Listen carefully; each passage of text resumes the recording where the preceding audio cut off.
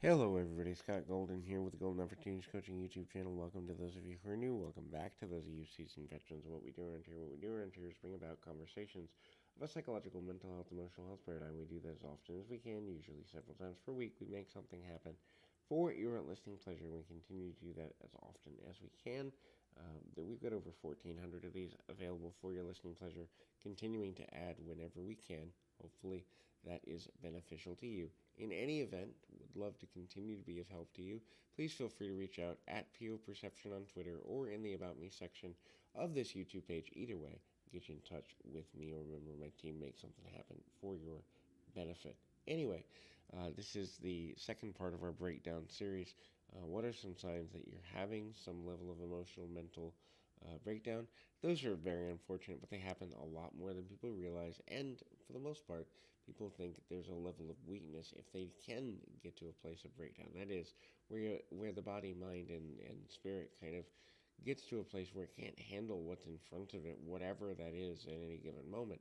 And that becomes super problematic for a number of reasons, not limited to the fact that for the most part, people struggle in that way, in a way that they don't necessarily realize they're struggling until actually it becomes somewhat challenging. So anyway, uh, first thing is your eating and sleeping schedule gets out of balance. This is because the simple life events of what you need to do, eat, sleep, rest, take time for yourself, making food or self-care or other things that you would normally do when you feel like you have the energy, when you feel like you're in a healthy space, are things that you don't feel you can do when you're like, you know what, I can't handle this right now. It's too much for me right now. And or the belief that you just want someone to give you the break, but you don't want to look weak or ask for help becomes a problem. A lot of times people who have elongated mental health challenges or emotional instability related challenges don't want to admit that they have that much of a struggle.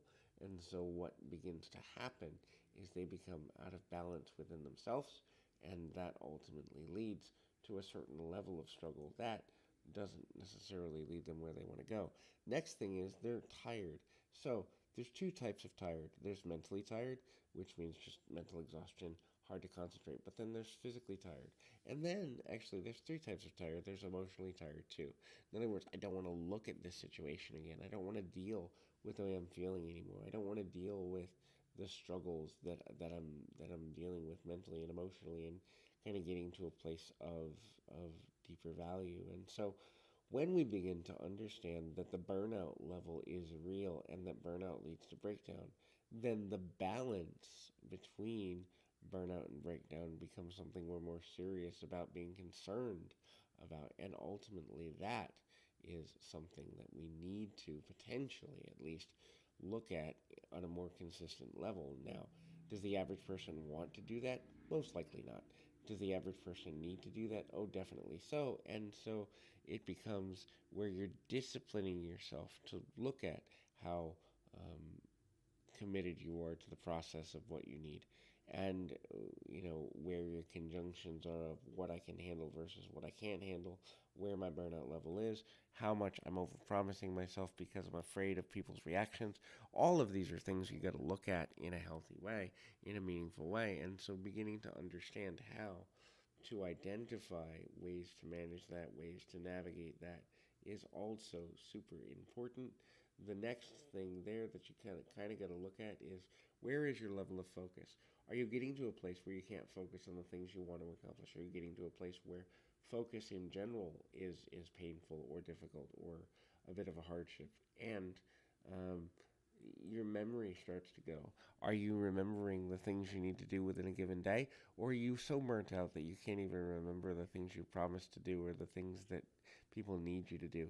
And finding the ways to kind of get the balance between those two things is also super, super important. And understanding how to do that, where to do that, why to do that is another factor of real severity for lots of reasons and lots of people. And so that becomes a challenge in and of itself.